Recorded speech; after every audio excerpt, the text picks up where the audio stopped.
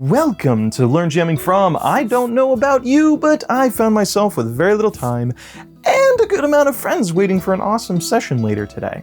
But I've got no ideas. I told myself I'd be better about this, but I had work, I needed a nap, and my cat just has this hypnotic quality about him. God, you're so cute. But enough. What are some simple ways to brainstorm session ideas? I think I've got a couple good ones for you.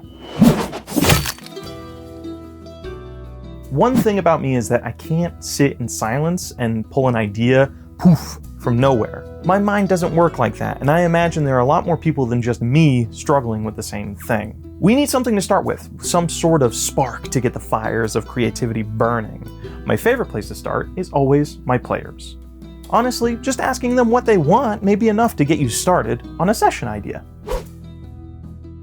Every player is most likely going to give you different wants and needs, and the process of figuring out how to combine them is a great source of ideas. This is helpful because it limits your scope and makes the whole process a lot less intimidating.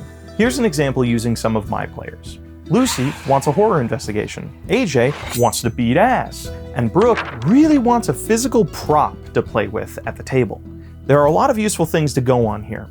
AJ wants a session where fighting is constant. What that tells me is lots of enemies, probably low-level groups, that way he can tear through them and feel powerful. Lucy wants a horror puzzler experience, and that immediately says they are trapped somewhere that they need to escape. Horror is best when the players are in a situation that they can't wholly control. Maybe a tomb or maze would fit this request. And finally, we have Brooke, who wants a physical prop for the table. What about a map of their location that they constantly have to update, or a puzzle ring that they have to use to solve puzzles, yeah. Once you have your notes, ask yourself what you want to experience too. I have been playing so much Total War, so pyramids, undead, and jungles are on the brain. If I look at all these elements, I can begin to see the large brushstrokes of an idea. My theme is horror, my setting is an ancient pyramid full of puzzles, and my enemies are undead. Now it's our job to carry it the rest of the way. Here's an idea that combines it all. Deep in the jungles lies a pyramid that contains some relic the players need. Each character can present a rumor about that relic for immersion. But once inside, the tomb seals behind them. They must solve puzzles and fight for their lives to escape. The trick is, they must draw a physical map at the table to keep track of themselves so as to not get lost. This being very easy as the pyramid has a way of clawing at their mind and changing the layout around them. To make matters worse, enemies reanimate every time they re-enter a room, with them bringing tricks and lessons from the last time they died. Will they escape the tomb with their prize, or become yet another member of its ancient family? Boom! You've got a seed for a dark, battle-ridden adventure where communication and puzzle solving are the name of the game. You still have to prepare the mechanics of the monsters and puzzles, but the bones are there, and I think the three of them would be hooked by the concept. But say players' submissions aren't enough, you heard them, and nothing is firing in that creative membrane. My next tip is wicked easy. Start with a title.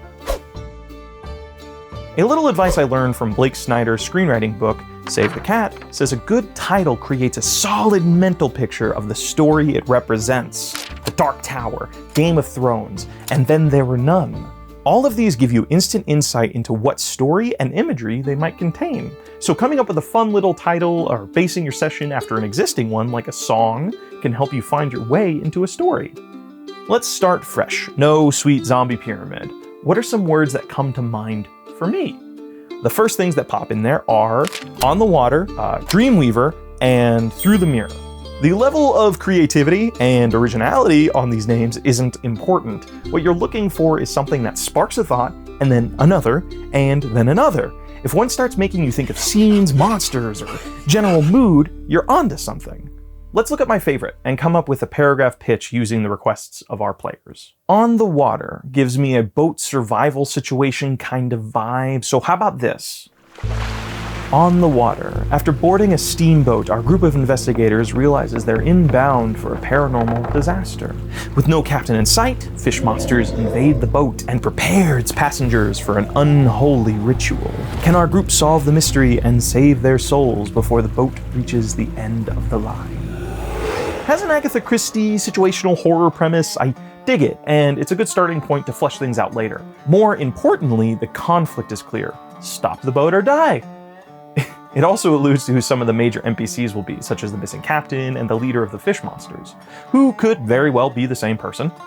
And to top it all off, there's an underlining tension to the story. The characters have a set amount of time to solve the conflict before they arrive at their destination. This level of urgency is really helpful for keeping players engaged and making them feel like their decisions have weight. If you have healthy communication with your players and you're messed up like me, you could also introduce a timer at the table. As soon as the players find out they're stuck, you can oh so casually place it on the table and just let the juicy panic sink in. This sounds stressful and very fun. If you're still running into roadblocks, I would also recommend title generators. There are so many out there that you could just practically drown in them. I have one listed below that can be of help. Also, look at your favorite song or album titles. There's plenty of material there too. But maybe words don't spark much creativity for you. You're an imagery-based person. I can respect that. I'm the same way. Art books. Art collections can also be a great source of inspiration. Whether it's from a dedicated... Whether it's from a dedicated monster book or unique art collection, my favorite art books are those that capture little universes in each image and allude to a grander story. Look at this painting from Simon Stollenhag's Tales from the Loop. Nailed it. Why are there giant robots in the woods? Why is this group of kids trying to lure them? Who invented these things, and where are they? This image is wonderful because it presents questions and story seeds that can be plenty of fuel for your tabletop adventures. Don't believe me? What if I told you this art book was so inspiring that an award-winning RPG series was based on it? Tales from the Loop and Things from the Flood. If they can turn this little universe into a game, so can you. The key is to find a conflict in the image, a problem that the players will need to fix over the session. What I gauge from this is that the kids are luring these robots to go somewhere specific. I feel these robots were released because of a mistake by the kids, and they don't want their town to know. That's why there are no adults around. They don't want anybody to get hurt. And more importantly, they probably still have a dance or an event to go to, and they just don't want to get grounded. I can see a session that balances the drama and maybe comedy of hiding these beasts or helping them escape their creators based on the wants of the party. Of course, you'll need to figure out how to present the hook to your party and introduce NPCs they might meet along the way, but honestly, that sounds a hell of a lot easier than starting from scratch on an adventure. Lastly, when you find an image that sparks you, don't be afraid to not stick to it. This image is sci-fi, but it could be adapted to a fantasy setting. A giant robot can very easily be a friendly T-Rex. Focus on the core conflict of the image and then bend it into the shape that you want. Another one of my favorite ways to brainstorm ideas is to use randomized prompts or games. Rory's Story Cubes and Weave come to mind. Story Cubes is a set of dice with various images. Roll them and make a story. Simple, but it's a really fun exercise. They also have a whole line of different themed dice, from mystery to fantasy, and even modifiers like locations and actions. This comes in handy when your players have specific requests. Just grab as many as you like and figure out why they go together, and where your players might fit into it. In between 3 and 5 dice usually works best. When first looking at the potentially outlandish dice rolls, you might think, oh god, this is stupid. Why did this guy recommend this? This is a dumb child's game. How does this all fit together? You might even be tempted to remove things you don't like. If you feel that way, go ahead, but I recommend you try and test yourself before doing that. Those narrative puzzles are what helps you grow as a storyteller. The core thing you need to find here is the same as any story. What problem can you see being made with these dice? Do any situations or potential villains stand out to you? Not all of the individual dice need to represent the conflict, though. One dice could be the solution, another could be a reward, or even represent the characteristics of an NPC your players might meet. And then there's Weave. Normally it's a tabletop RPG game for your phone that utilizes randomized cards to generate its adventures. But I like to use it in the same way as my story cubes. Draw a few cards and connect the images. Unlike story cubes, the images on the cards are abstract, and I feel are more malleable to forming concepts. When you draw the owl, what does that mean? Is it a moniker, an aesthetic choice for a costume, or is it just a plain old giant owl monster? I think it's the prefix of "the" that triggers something different for me. They both do the same basic thing, but the cards are just so big and bright and easy to read, I don't have to take that extra second to understand the collection of things I'm looking at. I can just get into the creativity. Though I must say the base set for these cards is a hell of a lot more expensive than the starter set of story cubes. Once you add some of the themed packs though, it does kinda even out. Let's look at one final example using Weave and our players' requests. In this, I drew the coin, the watchtower, and the dusk. Inscribed on a strange coin are the coordinates to an abandoned wizard tower. If the gold coin is any indication, there may be more treasure to plunder. But upon approaching the tower, the players discover it is riddled with residual magic and is locked in eternal night.